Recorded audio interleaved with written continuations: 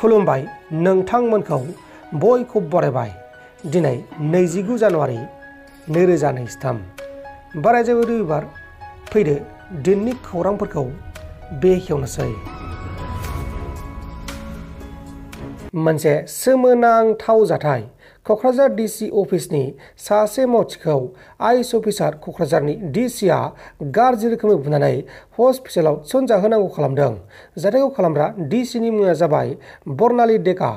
बर्नाली डेकाया 4थि ग्रेडनि साख्रि मावग्रा दीपक दासखौ लान्च बक्सखौ केरि बेगआव अदेबानि जलंगायाव लाबोयैनि जाहोनाव दीपक दासखौ सोबानानै लान्च बक्सजों बेनि सायाव गारना होदों।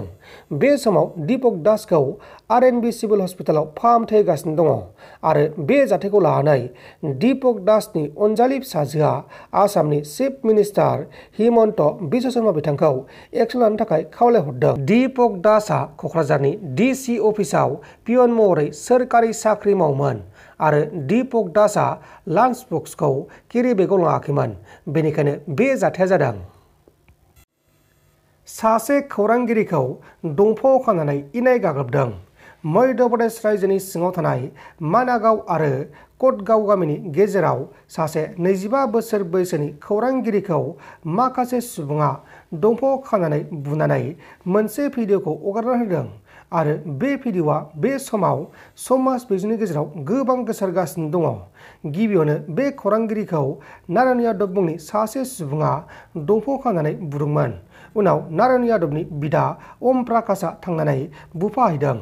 रिपर्टनि बायदिब्ला खौरांगिरि प्रकाश यादवजों आरो बिसोर सानैजों गोदो मोनसे बाथ्राखौ लानानै नांलाय खमलाय जादोंमोन आरो बे बाथ्राखौ लानानै बिसोरो बे जाथायखौ खालामदों। उनाव बे जाथायखौ पुलिसआ खौरां मोननानै जाथायनि सायाव नायबिजिरनाय जादों।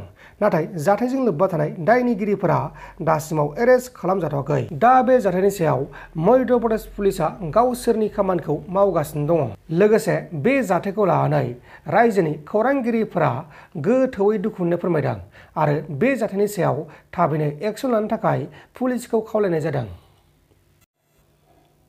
मोनसे गिख्रंथाव लामानि जाब्रबथाय जादों।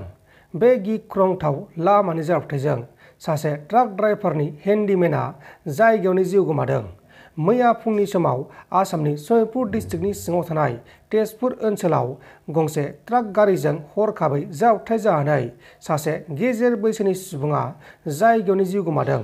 थैनाय सुबुंनि मुङा जाबाय सिराजुल इस्लाम।